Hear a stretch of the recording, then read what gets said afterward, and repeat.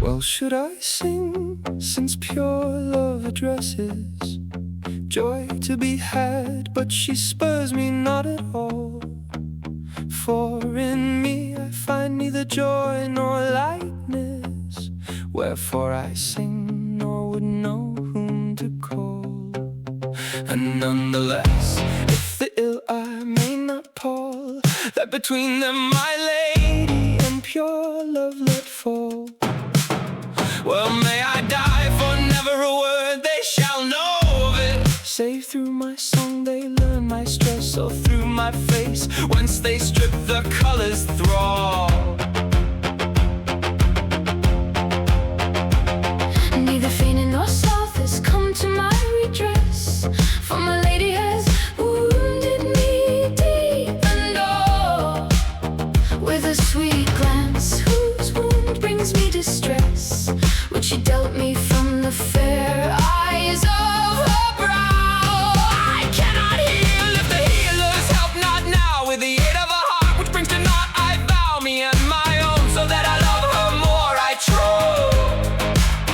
Them being king of the greatest haughtiness, may love give me joy or guerdons caress.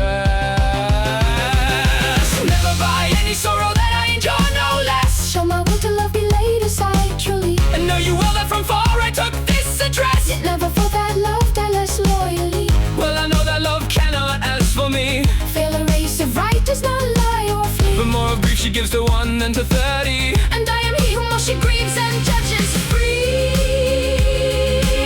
But that is somewhat by my own commencement's plea.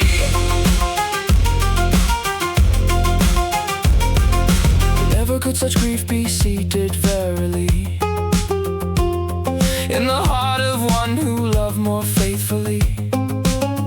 But from such a place it came and was transplanted to me, whence I must not refuse the torment's fee. Well, love does with me according to her decree, and hope and my lady together equally beguile me sweetly among themselves all three.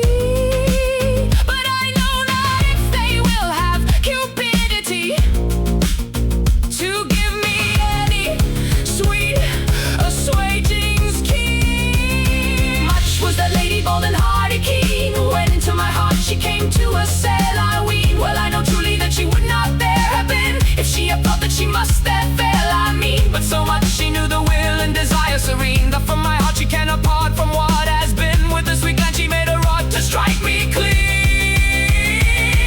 Alas, till I saw her with the fair eyes calling, if my lady did it for to betray my mean. See, for whom I have all other folk forsaken, well, should she retain me in her eyes own she? For there is no sorrow of love nor other spleen That my will from her could ever make to waken. if loyalty were worth more than treachery's lie. And love wills the good rightly to partition, Yet could I come to great good, as I bleed.